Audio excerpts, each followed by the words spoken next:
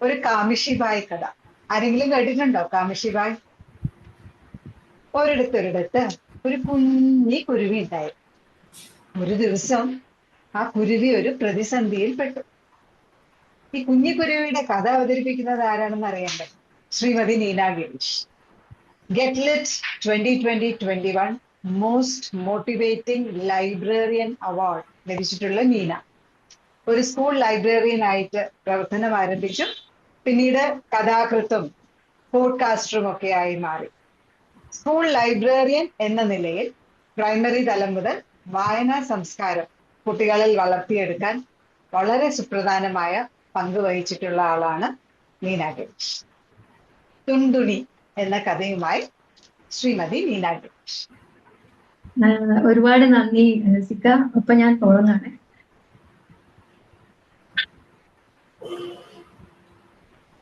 മുക്കാശി മുക്കാശി, അതായത് എല്ലാവർക്കും സ്വാഗതം. ഇന്നത്തെ നമ്മുടെ കഥയിലേക്ക് പോകാം. ഇപ്പം ഇതിനകത്ത് ഒരു കുഞ്ഞിക്കിളിയുടെ കഥയാണ്. അപ്പൊ എന്താണെന്ന് നമുക്ക് നോക്കാം.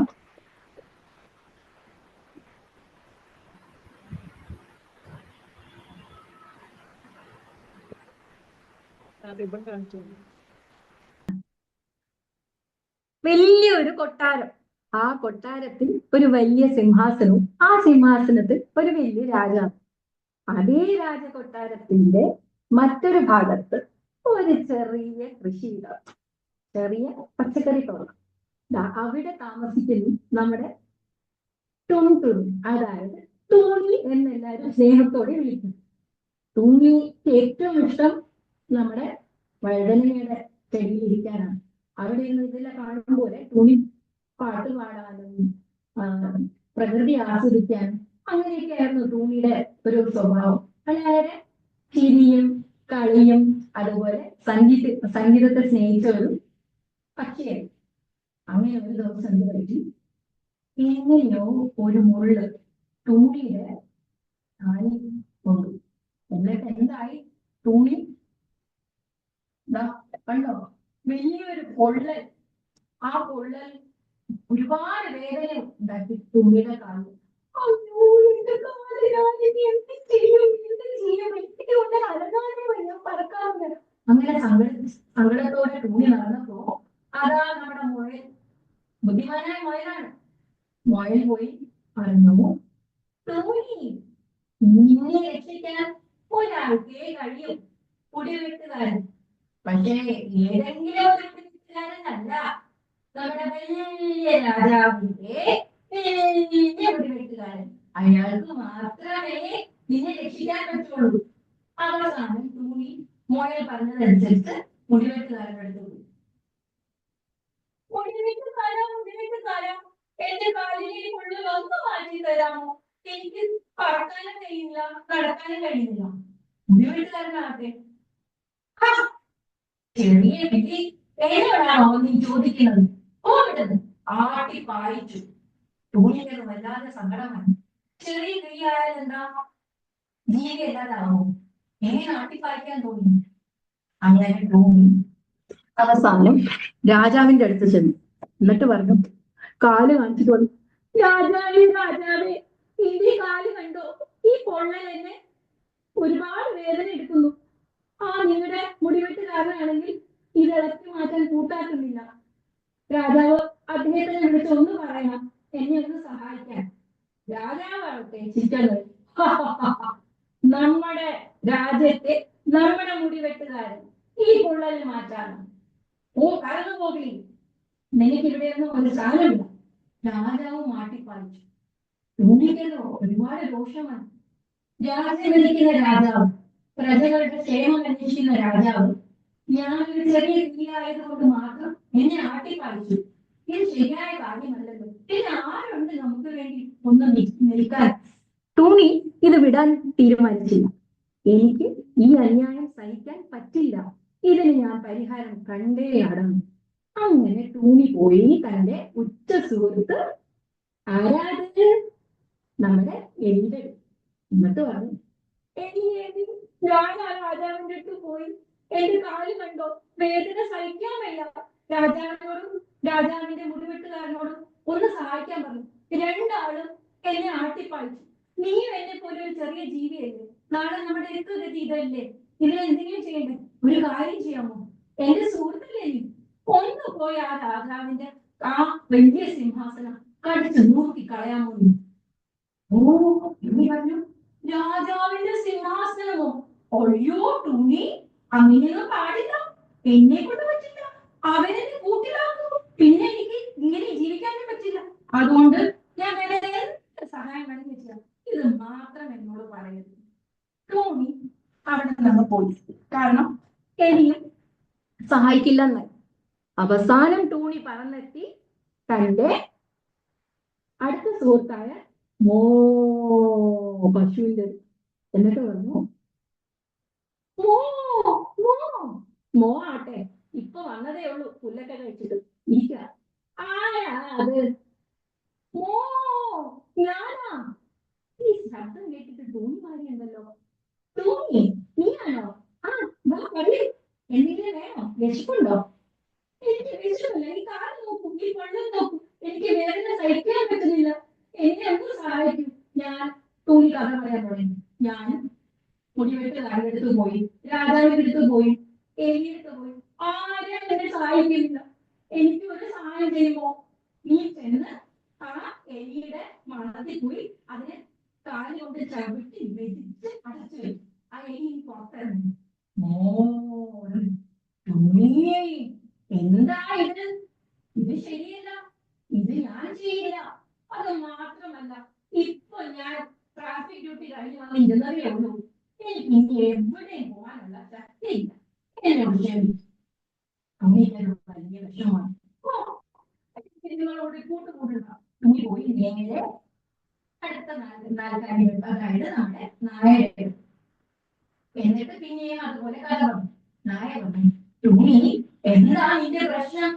ടൂണി പറഞ്ഞു, ആ പശു ആണോ എന്നെ സഹായിക്കുന്നില്ല, എന്നെ ഒന്ന് സഹായിക്കൂ, ഒരു കാര്യം ചെയ്യൂ, ആ ചെന്ന മോനെ ഒന്ന് വരട്ടാമോ, വരട്ടാമോ? അപ്പോ നായ പറഞ്ഞു, ടൂണി, രാജാവിന്റെ ഉത്തരം കേട്ടില്ലേ, നമ്മൾ നായ്ക്കൾക്ക് കാവല് മാത്രമേ നിൽക്കാവൂ, ഗേറ്റ് വരെ. പശുവിനെ ഒന്നും ചെയ്യാൻ പാടില്ല, പശുവിനെ എന്തെങ്കിലും ചെയ്താൽ അകത്താകും, ഞാനില്ലേ ഇതിനൊന്നും. ടൂണി നിന്നോട് ഞാൻ കൂട്ടുകൂടുന്നില്ല. എല്ലാരും ഇങ്ങനെയാ, ആരും ഒന്നും സഹായിക്കുന്നില്ല, ഇനി എനിക്ക് വേണ്ടി ഞാൻ തന്നെ എന്തെങ്കിലും വഴി കണ്ടെത്തേക്ക് എന്ന് പറഞ്ഞ് ടൂണി പോയി അടുത്ത് വടിയുടെ, എന്നിട്ട് വടിയോട് പറഞ്ഞു, വടിയെ വടിയെ, ഞാൻ ഒരുപാട് പേരോട് സഹായം ചോദിക്കുന്നു, ആരും എന്നെ സഹായിക്കുന്നില്ല, ആ നായ പോലും സഹായിക്കുന്നില്ല, ഒരു സഹായം ചെയ്യാമോ? ഒന്ന് പോയി രണ്ടു മൂന്നോ ചുറ്റ അടി ആ നായ്ക്ക് കൊടുക്കാമോ? അത് പറഞ്ഞു, ഒഴിയോ, നായ്ക്ക് ഞാൻ അടി കൊടുക്കാനോ? പറ്റില്ല ടോമി, അങ്ങനെയൊന്നും ചെയ്യാൻ പാടില്ല, അതൊക്കെ തെറ്റാണ്. ഓ, അപ്പൊ നീ സഹായിക്കില്ല, എന്നാ ശരി, ഞാൻ ഇനി വേറെ വഴി നോക്കാം.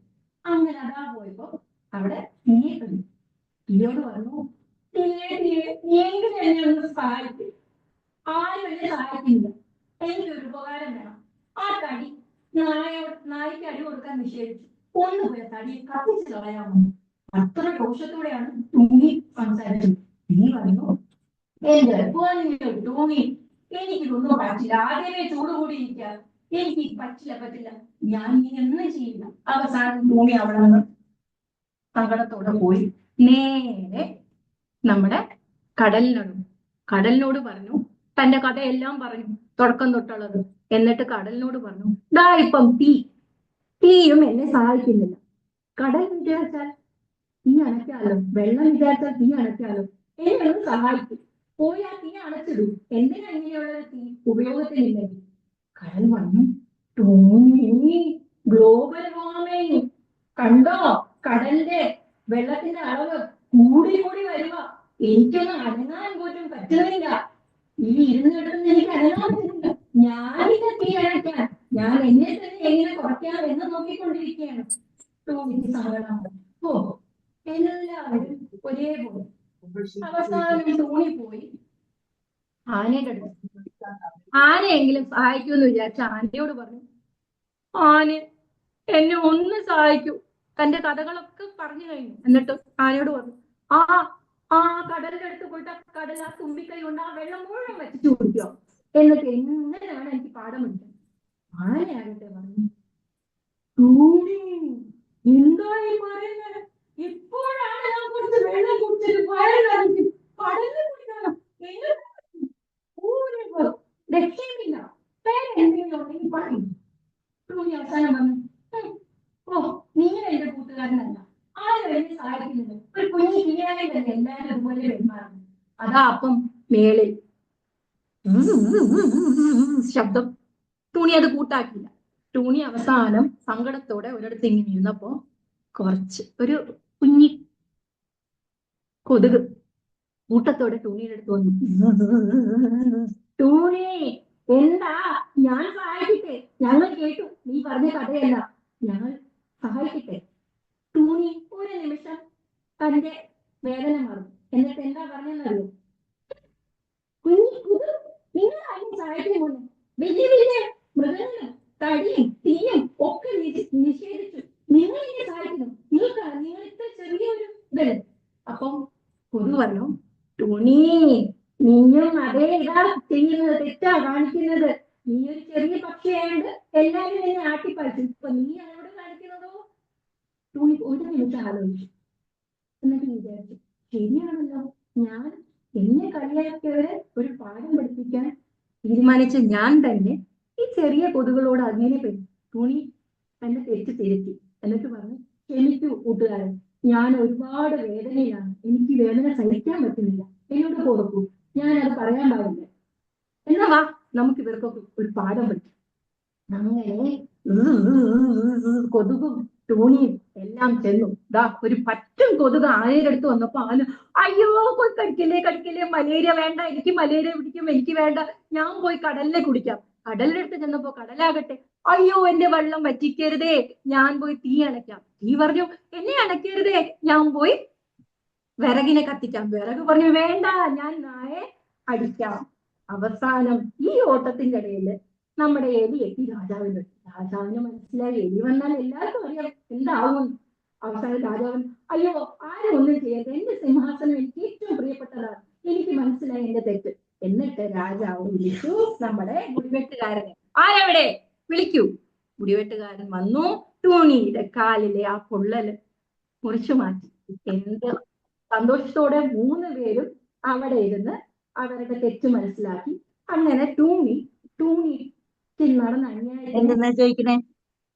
എന്നിട്ടോ ടൈം പറയാൻ പറ്റില്ല, ഒരാൾ പറഞ്ഞ അവസാനിപ്പിക്കാൻ. ചിരിച്ച് ആസ്വദിച്ച് പാട്ട് പാടി എല്ലാവർക്കും ഒരു പാഠം കൊടുക്കും. അതായത് ആരെങ്കിലും ഇപ്പൊ നമ്മൾ ചെറുതാണോ വലുതാണോ നോക്കി നമ്മളോട് മോശമായി പെരുമാറിയാൽ ഇന്നത്തെ കാലത്ത് നമ്മൾ എന്താ കാണുന്നത്? പ്രത്യേകിച്ച് കുട്ടികൾ, അല്ലെങ്കിൽ ഇപ്പൊ വലിയവരിലും ഉണ്ട്, ഒന്നിൽ ആത്മഹത്യ, അല്ലെങ്കിൽ കുത്തും കൊലയും. പക്ഷെ ടൂണി പറഞ്ഞത് അങ്ങനെയല്ല, എല്ലാത്തിനും ഒരു പരിഹാരമുണ്ട്. അത് നമ്മൾ വേണം തിരഞ്ഞെടുക്കാൻ. We have to stand for our self. നമ്മൾ തന്നെ നമുക്ക് വേണ്ടി നിന്നാലേ മറ്റുള്ളവർ നമ്മളെ അംഗീകരിക്കുകയുള്ളൂ. അപ്പോൾ എല്ലാവർക്കും ഈ കഥ ഇഷ്ടമായി എന്ന് വിചാരിക്കുന്നു. ഈ കഥ എഴുതിയത് ഹിന്ദിയിലാണ്. ഞാൻ അതിന്റെ മലയാളം ഇതിൽ അവതരിപ്പിച്ചു. ഇത് എഴുതിയത് കപിൽ പാണ്ഡെ. ഒരു സറ്റയർ ഹ്യൂമർ കഥയായിരുന്നു ഇത്. നന്ദി.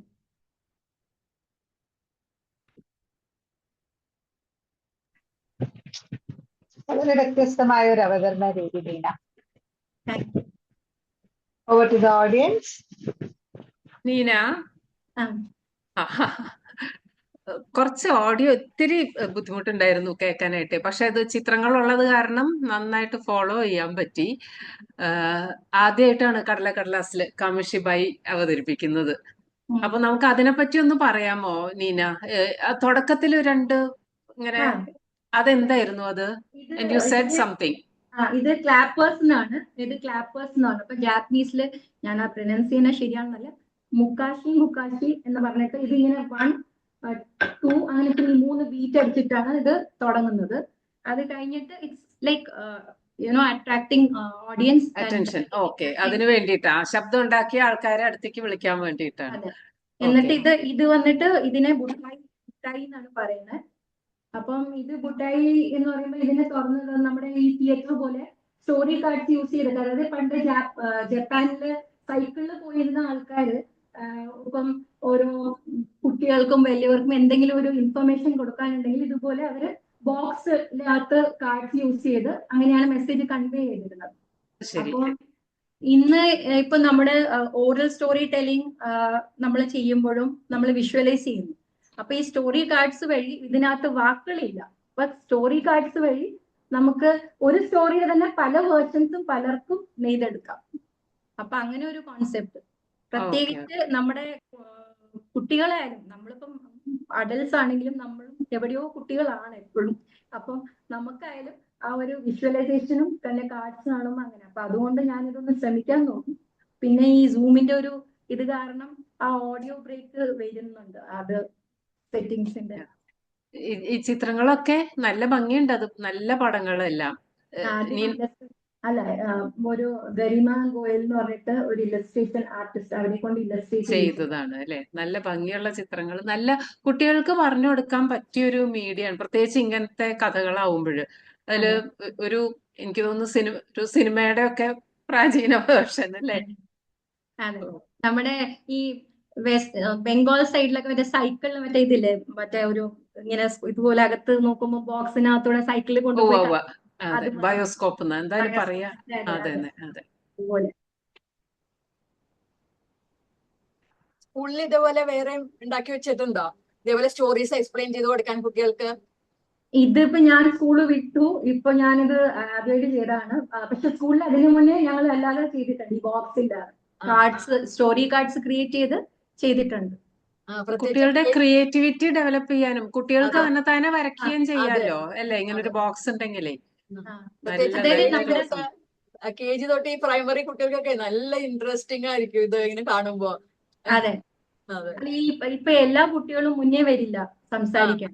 അപ്പൊ അവരുടെ ക്രിയേറ്റീവ് സൈഡ്, അതായത് ഈ വരയ്ക്കാൻ താല്പര്യമുള്ള കുട്ടികൾക്ക് ഇത് കൊടുക്കുകയാണെങ്കിൽ ഒരു ഗ്രൂപ്പ് ആക്ടിവിറ്റിക്ക് ഏറ്റവും നല്ലതാണ്.